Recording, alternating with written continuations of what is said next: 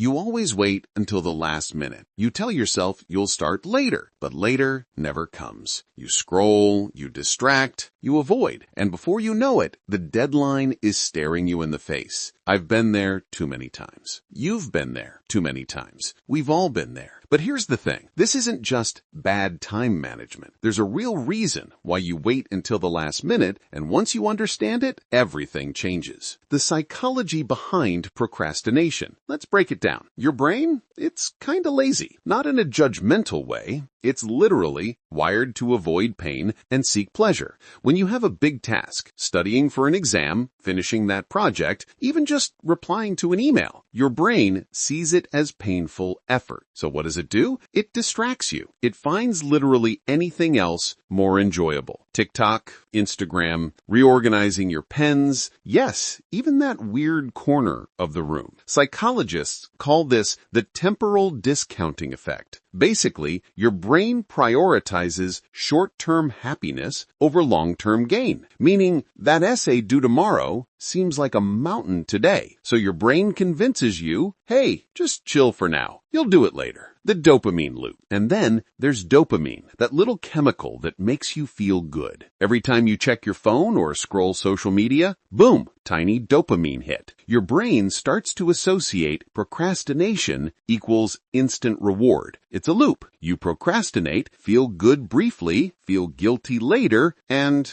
repeat. But here's the kicker. The panic of the last minute also triggers dopamine. That rush, that adrenaline when the deadline's right there. Suddenly, you feel alive, focused, productive. It's why so many of us actually work better under pressure. Don't blame yourself. Look, blaming yourself for procrastinating doesn't get you anywhere. The truth is, your brain is just doing what it was built to do. Avoid discomfort and chase quick rewards. Understanding that changes everything. Here are some practical hacks to stop waiting until the last minute. Start tiny. Don't think about finishing the whole task. Just commit to 5 minutes. That's it. Often, starting is 90% of the battle. Use the 2-minute rule. If it takes less than 2 minutes, do it immediately. This clears mental clutter and gives your brain a small win. Create micro deadlines. Break your big deadline into smaller chunks. Instead of finish essay by Friday, aim for finish intro by Tuesday. Your brain feels reward along the way. Harness pressure instead of avoiding it. Plan short sprints of intense focus. Use a timer. Tell your brain, we'll only sprint for 25 minutes. The adrenaline becomes your ally. Visualize the end result. Don't just imagine the task. Imagine finishing it, feeling proud, and finally relaxing without guilt. Your brain loves closure. Every time you wait until the last minute, you learn something about yourself. You learn what distracts you, what scares you, what you actually care about. Use that knowledge. Don't run from it. Imagine finishing tasks with time to spare. The freedom, the pride, the sense of control over your own life. That's not some fantasy. That's a choice you can start making today. Next time you feel yourself waiting, pause. Ask, am I running from the task or just from the discomfort? Then start. Tiny, small, but start. Because action, even imperfect action,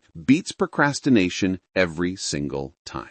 And remember, you're not just doing it for the deadline. You're doing it for yourself, your confidence, your freedom, and your future self who will thank you. If this helped you, make sure to subscribe for more strategies to take control of your time, crush procrastination, and actually enjoy the process of getting things done. Now, go ahead. Start that one thing you've been avoiding. I'll wait.